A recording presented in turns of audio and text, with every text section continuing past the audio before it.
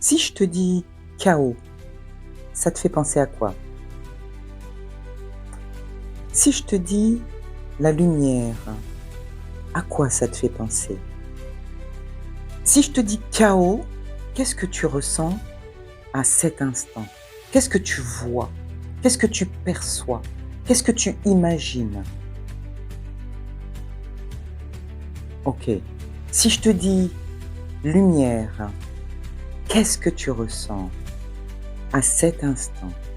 Qu'est-ce que tu perçois? Qu'est-ce que tu vois? À quoi ça te fait penser? Qu'est-ce que tu imagines? Intéressant. OK. Il y a des moments comme ça dans la vie où tout bascule, où tu crois savoir et en fait, soudain, boum, tu ne sais plus. Tu ne sais plus qui tu es, ce que tu veux, tu ne sais plus où tu vas.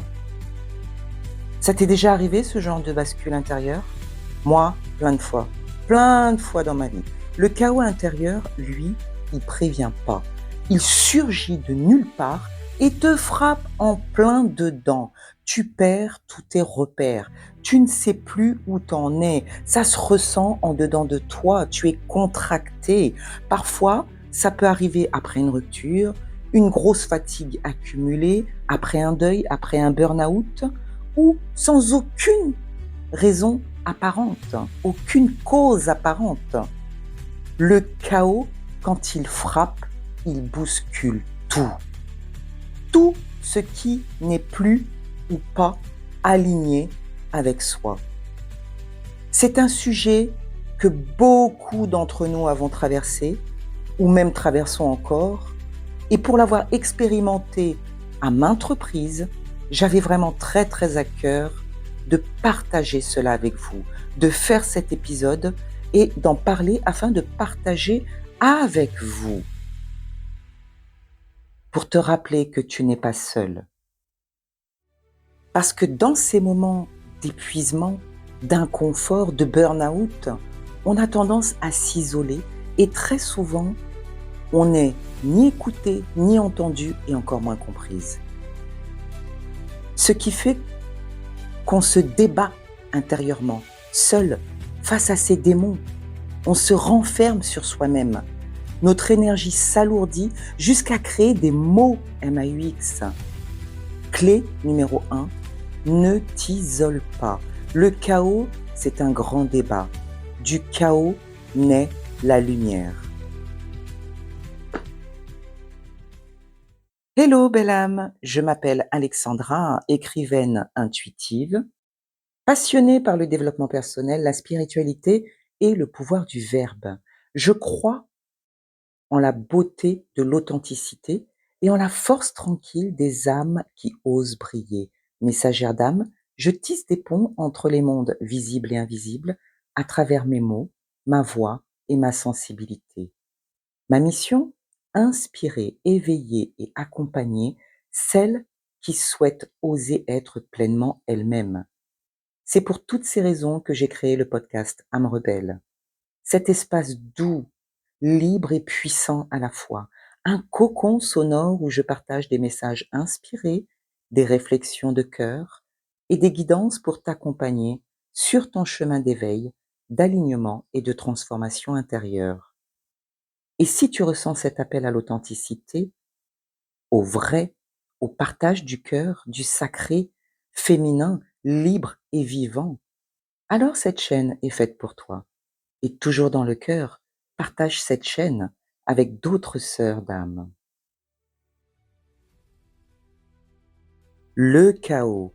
Pour ma part, j'ai souvent tenté de résister, de reprendre le contrôle, de faire taire tout ce vacarme. Je te dis pas le nombre de migraines que ça a engendré chez moi. Et plus je résistais, plus il criait encore plus fort, jusqu'au jour où j'ai compris. Le chaos, en fait, n'est pas là pour me punir. Il n'est pas là pour me briser. Non, non, non. Il était là pour me secouer, me réveiller. Il m'invitait, en fait, à ralentir, à écouter tout ce que j'avais mis de côté, ce que mon corps savait. et que ma tête refusait catégoriquement d'entendre ce que mon âme murmurait en silence. Peut-être que toi aussi, tu ressens ce désastre en toi, ce désordre en toi, en ce moment même.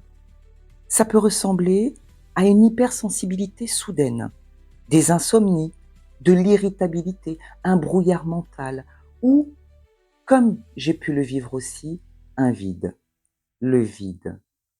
Un vide intérieur qui ne se remplit plus avec toutes les simples distractions habituelles de ce monde. Quand j'étais dans ces états, perso, j'allais danser. Je me souviens que danser me permettait de tout relâcher, jusqu'à ce que danser n'était plus suffisant. J'avais atteint ce vide.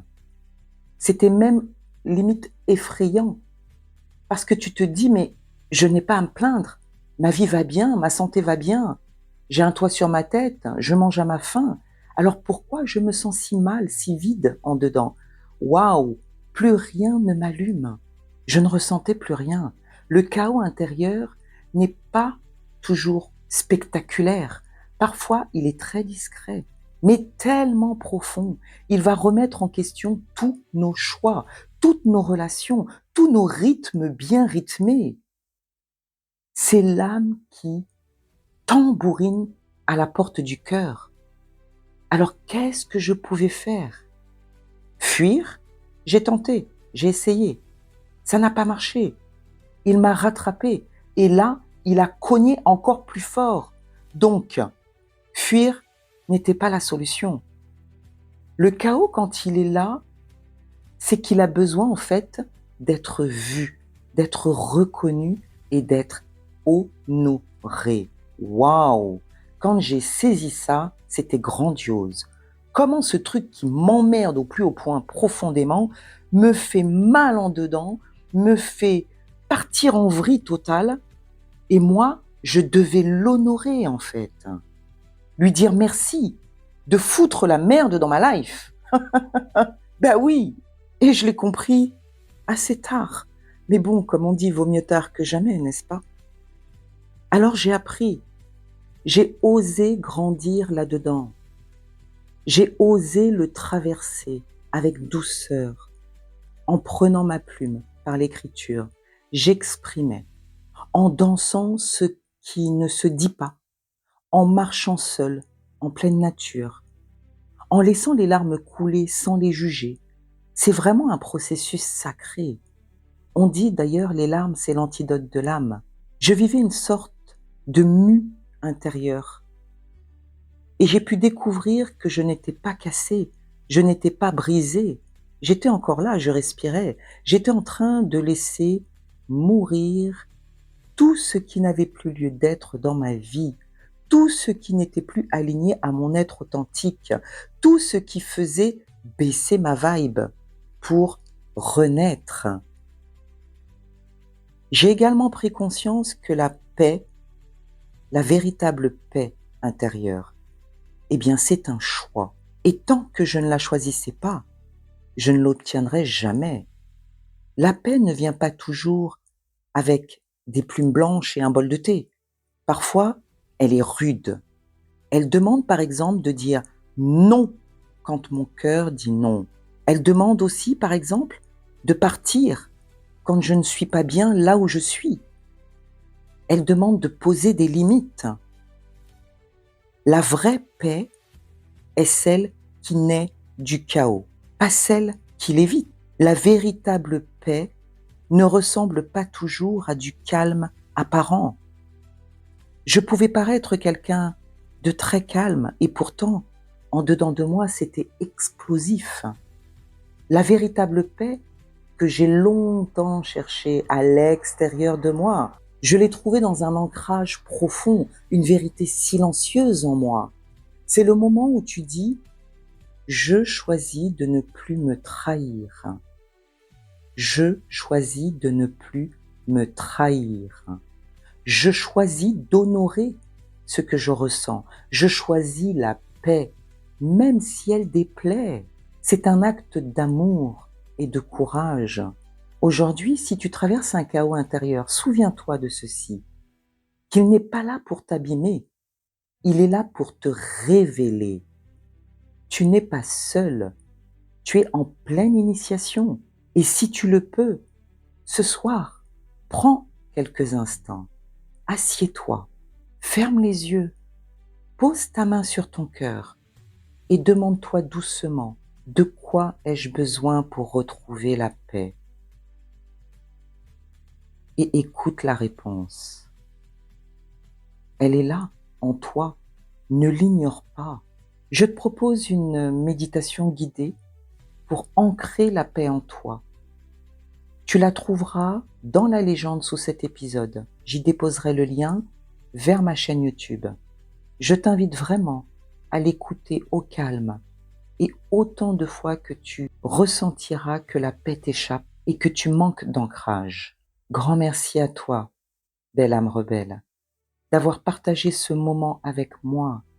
Grand merci à toi de ne pas laisser cet épisode derrière toi une fois ton écoute terminée, mais de contribuer à sa diffusion en le partageant avec d'autres âmes rebelles qui ont besoin de recevoir cet élan de paix intérieure, qui ont besoin de rallumer la lumière en elles. Et surtout, n'oublie jamais, tu es libre d'être toi-même, même dans le chaos, surtout dans le chaos. Et rappelle-toi ceci, ton âme est rebelle et ton essence précieuse. Love sur toi.